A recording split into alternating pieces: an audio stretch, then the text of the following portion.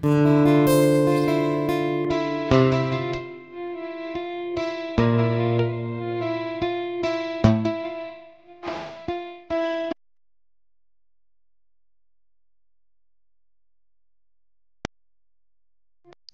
বন্ধুরা, কেমন আছো তোমরা? আশা করি ভালো আছো। আমি আলপনাস ব্লগ থেকে আরেকটা ব্লগে তোমাদের স্বাগত জানাই।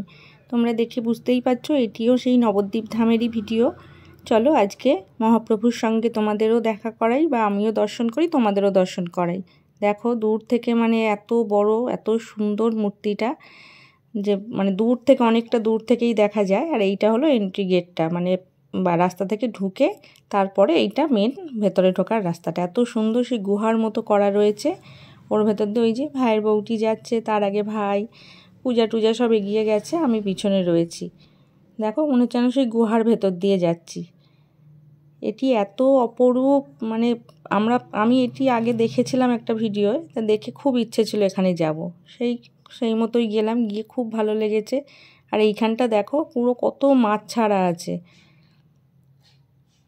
পুরো এইখানটা ওই যে মূর্তিগুলো আছে আর ওই জল দেওয়া, জলের মধ্যে সব এরকম মাছ ছেড়ে রেখেছে। এত সুন্দর লাগছে দেখো, সব কালারিং মাছগুলো। আর কি সুন্দর মূর্তিগুলো সব করা রয়েছে, বিভিন্ন ঠাকুরের, কৃষ্ণ, গঙ্গা, বিভিন্ন ঠাকুরের মূর্তি। আর এটি দেখো মহাপ্রভুর এই মূর্তিটি দেখো, কি সুবিশাল, কত সুন্দর মূর্তিটি, মনে হচ্ছে যেন আকাশ ছুঁচ্ছে একদম,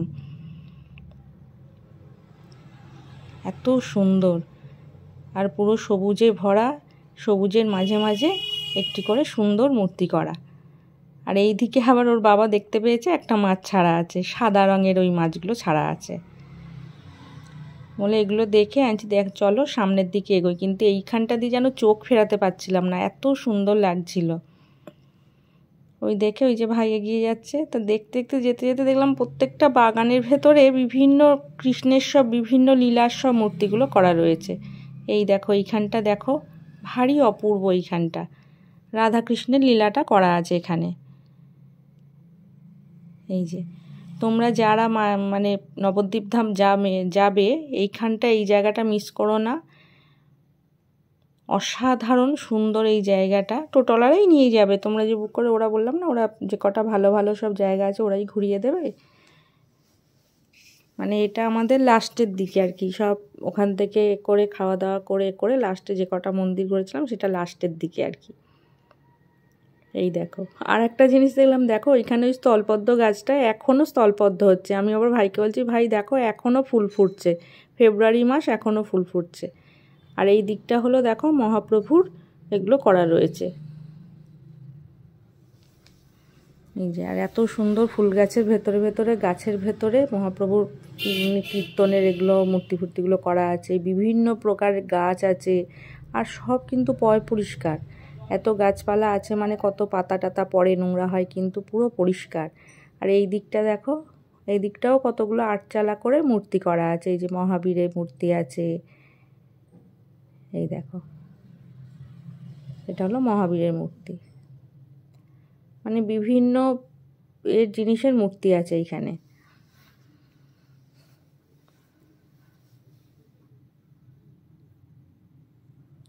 আর মূর্তিগুলো এত সুন্দর, প্রত্যেকটা মূর্তি তোমার দেখলে মানে মন ভরে যাবে, এত সুন্দরভাবে করা আছে।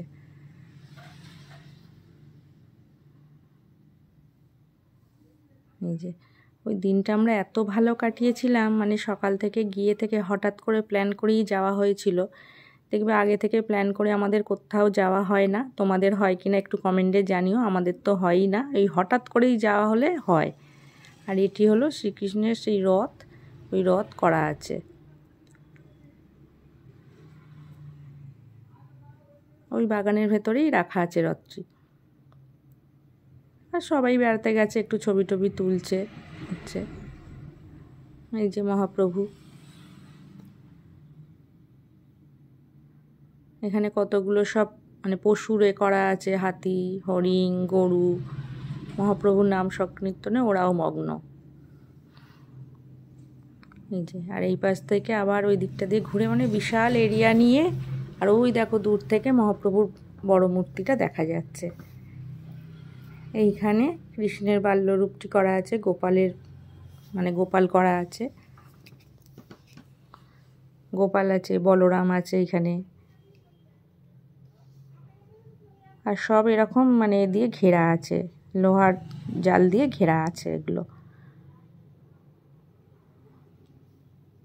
এই যে তোমরাও ঘুরে এসো, বারবার বলছি তোমরাও ঘুরে এসো, খুব ভালো লাগবে।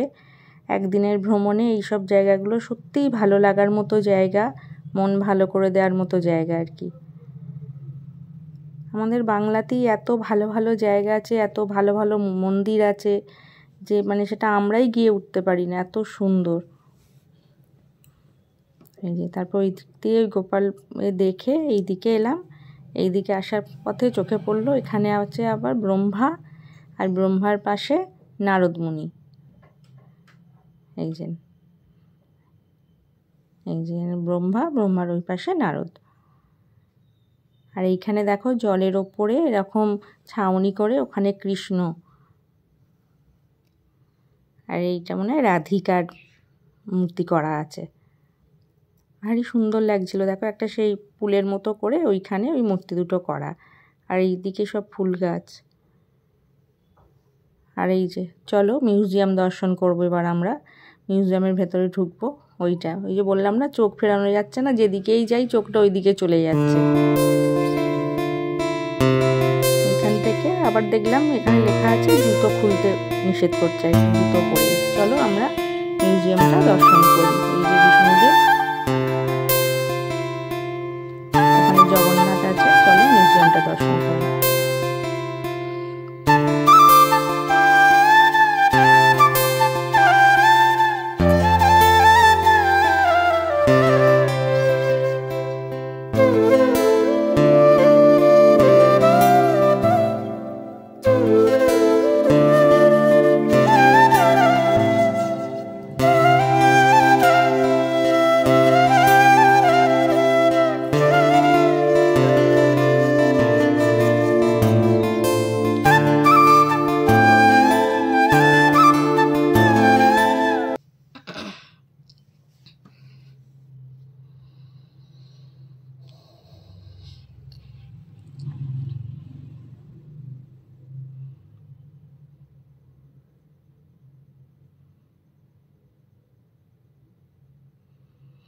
দেখলে কত সুন্দরভাবে ওদিকে সব করা হয়েছে, বিষ্ণুর অবতার, রাম, সীতা, লক্ষ্মণ, বিভিন্ন ঠাকুর করা আছে। আর এখানে দেখো কৃষ্ণ অষ্টসখী নিয়ে কৃষ্ণ, এত ভালো লাগছিল এই জায়গাগুলো। এই দেখো, আর যে যেদিকে পেরেছি আমাদের সবাই ছড়িয়ে ছিটিয়ে গেছে। আর এই যে মহাপ্রভুর নাম সংকীর্তনের যে সেটা করা রয়েছে এখানে, দেখো কি সুন্দর করে করা আছে। মানে পুরো একটা বড় হলের মধ্যে এরকম বিভিন্ন, এই যে কৃষ্ণের জন্ম কথাটা ওখানে করা আছে। এটা পুতানাবধ, কৃষ্ণ যে ছোটোবেলায় যে পুতানাবধ করেছিল সেটা করা আছে। ওই দিকটা একদিকটা আর এদিকটা আরেক দিকটা। আর এইখানে দেখো সুসজ্জিত একটি সিংহাসনের মধ্যে গোপাল দুলছে, কি সুন্দর। একটুও ঠান্ডা ঠান্ডা হালকা হালকা ছিল, তখনও দেখলাম গায়ে চাদর দেওয়া আছে। আর এই মূর্তিটা দেখো, এই দেখো এই সিংহাসনটাও কারুকার্য করা একটি সুন্দর সিংহাসনে নৃসিংহদেব, মানে বিষ্ণুরই আরেকটি রূপ। এটা এত সুন্দর, এটা দেখো, মানে আমার তো ওখানটা বেশ কিছুক্ষণ দাঁড়িয়ে দেখছিলাম, এত ভালো লাগছিল। ওটা পুরো মিডিলে করা আছে আর কি, মাঝখানে, আর দুপাশে এইরকম এগুলো করা আছে বিভিন্ন মূর্তি আর কি, সব কৃষ্ণের, নারায়ণের সেসব রূপ, রাম, সীতা, সব কিছু রয়েছে ওখানে। মহাপ্রভুর মূর্তি রয়েছে। আমি বারবার বলবো তোমরাও মায়াপুর, নবদ্বীপ, যারা মায়াপুর যাচ্ছ তারা নবদ্বীপ ধামও ঘোরো, খুব ভালো লাগবে। আর ভিডিওটা স্কিপ না করে দেখো, আশা করি খুব ভালো লাগবে। আর ভালো লাগলে একটু লাইক, শেয়ার, কমেন্ট করে দিও। আর আমার চ্যানেলটা সাবস্ক্রাইব করে পাশে বেলটা প্রেস করে দিও, যাতে পরের ভিডিও নোটিফিকেশানটা তোমাদের কাছে পৌঁছায়। আর আমাকে একটু আশীর্বাদ করো যাতে আমি এগিয়ে যেতে পারি। তোমরা কমেন্টে জানিও কে কে মায়াপুর গেছো, এগুলো দর্শন করেছো।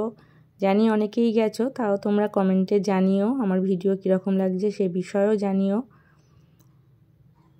এই দেখো এরকম যখন মিউজিয়ামটা ঘুরছি পুরো, তখন থেকেই টোটোওয়ালাটা তাড়া দিচ্ছে, চলুন চলুন। মানে ওরা কি করে, সকালের দিকে যেহেতু আমরা গেছি, আবার 4টে থেকে যেসব মন্দিরগুলো আমরা অনেক মন্দির দর্শন করতে পারিনি, বন্ধ হয়ে গেছিলো, 4টে থেকে খুলবে, ও আবার তাহলে সেইগুলো একটু অন্য ভাড়া ধরতে পারবে। সেই জন্য আমরাও ভাবলাম যে একগে তাড়াতাড়ি করে দর্শন করে নিয়ে আমরাও এবার বেরিয়ে যাব। এই দেখো এখানে দেখলাম শুধু জগন্নাথটাই আছে, ওখানে এক জায়গায় দেখলাম জগন্নাথ, বলরাম, সুভদ্রা আছে, আর এখানে শুধু কাঠের একটি সিংহাসনের ওপর জগন্নাথ দেব বিরাজমান।